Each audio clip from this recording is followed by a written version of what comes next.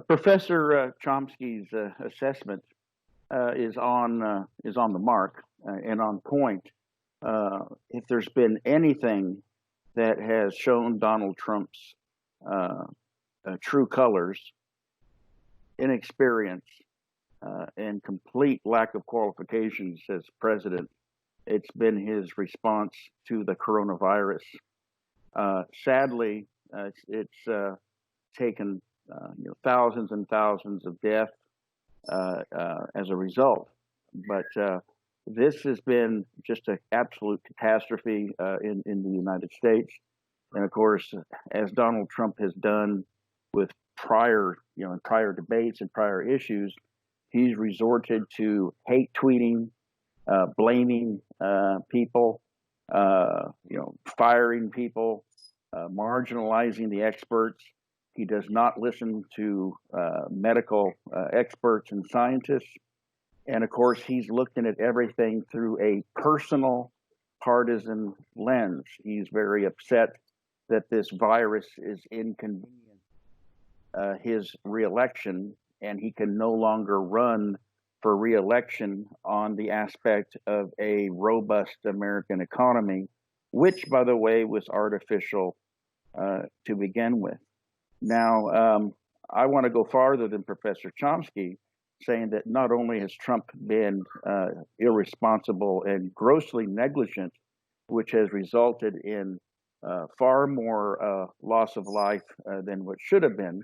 I don't blame the virus on Trump per se, but his complete incompetence, lack of attentiveness, lack of preparedness certainly caused a lot more death and illness than what the government should have been. But beyond that, his global bullying of countries like Venezuela and Iran by way of economic terrorism in the form of sanctions has resulted in a lot more deaths on his hands by way of those countries not being allowed to import much needed medical supplies and equipment. So I go a little bit further than Professor Chomsky.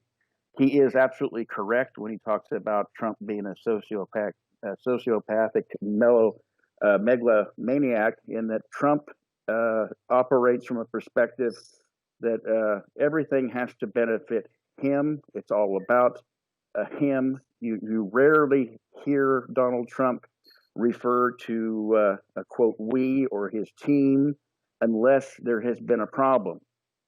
When there is something that is marginally successful, Trump is always the one trumpeting his own horn as being the person responsible for the success. When there is a failure, Trump blames others, fires others, and goes so far as to say he never really knew them. The United States not have some form of universal health care, and of course it's the neocons or neoliberals talk about, well, that we can't afford it, or that it's socialism. Both of those excuses are patently false. We already exercise a large degree of democratic socialist policies in the United States. So the fact that that argument that they do not want to have democratic or any type of socialism in the United States is a humbug, because we already have many of those types of programs. It would just be a natural expansion of Medicare to provide some basic health care for all Americans. And that would have gone a long way as well in stemming or blunting the effect of the coronavirus. As to Chomsky's comments on Europe, he's ringing the alarm bells. Yes, while there still seems to be many of the social democratic type programs in Europe, they are experiencing a march towards authoritarianism, which Donald Trump seems to want to emulate. He seems to look to people like Viktor Orban and others that are, view themselves as strongman, or Bolsonaro in Latin America. These are his role models, and unfortunately, this type of thinking and these types of individuals are on the rise, and at the expense of the poor and the marginalized peoples of the world, and that is inherently dangerous as well.